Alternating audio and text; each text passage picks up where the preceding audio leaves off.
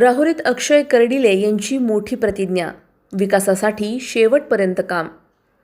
राहुरी येथील श्री बुवा सिद्धदेव महाराज समाधी येथे आयोजित आरती कार्यक्रमात भाजप महायुतीचे उमेदवार अक्षय कर्डिले यांनी राहुरीच्या विकासासाठी शेवटच्या श्वासापर्यंत काम करेन अशी प्रतिज्ञा केली।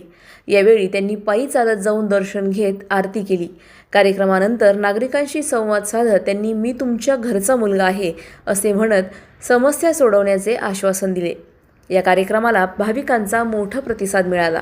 आज राहुरीचे मालक बुवासिद्ध बाबा यांच्या आरतीचा मान आज मला दिलेला आहे। मी सर्व नाथ भक्तांचे, ग्रामस्थांचे मनापासून आभार व्यक्त करतो की आज आपण सर्वांनी मला आरतीसाठी निमंत्रित केलं। बुवासिद्ध बाबा म्हणजे आपल्या राहुरीचे मालक।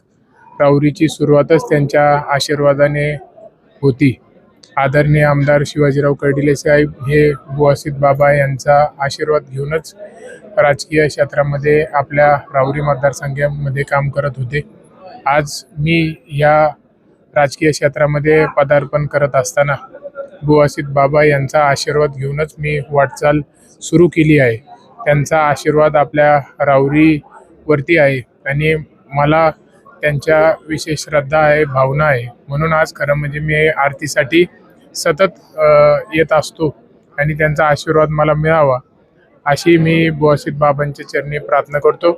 भविष्याच्या वाटचालीमध्ये आपल्या राहुरी शहराचं, तालुक्याचं, मतदारसंघाचं कुठलाही प्रश्न, कुठलीही अडचण, कुठलीही कोणाला समस्या आमच्या महिलांना, माता भगिनींना किंवा तरुणांना आली, 100% मी बुवासिद्ध बाबा यांच्यासमोर उभा आहे। त्यांच्या आशीर्वादाने येणाऱ्या काळामध्ये एकही अडचण कोणाला येऊन देणार नाही। 100% आता माझ्यावरती जनता विश्वास टाकते, तर त्याच विश्वासावरती उतरून मी भविष्यामध्ये सर्वसामान्य जनतेसाठी काम करणार।